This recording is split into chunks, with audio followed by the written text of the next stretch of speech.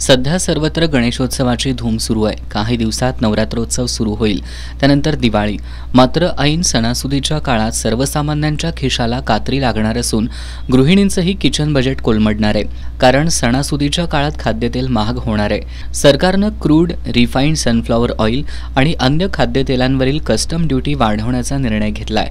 अर्थ मंत्रालयाकडून काढण्यात आलेल्या अधिसूचनेनुसार क्रूड आणि रिफाइंड पाम तेल, सोयाबीन तेल आणि सनफ्लॉवर सीड तेल यावर बेसिक कस्टम ड्युटी वाढवण्यात आली आहे। Crude palm oil, crude soybean तेल आणि क्रूड सनफ्लॉवर सीड ऑइलवर कस्टम ड्युटी 0% थेट 20% करण्यात आली आहे। तर refined sunflower seed oil, refined palm oil, refined soybean तेलांवर बेसिक कस्टम ड्युटीत वाढ करून ती 32.5% करण्यात आली आहे।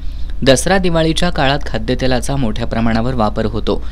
कस्टम ड्युटी वाढवल्यामुळे तेलाचे दर वाढून ऐन सणासुदीच्या काळात लोकांचं किचन बजेट कोलमडणार आहे।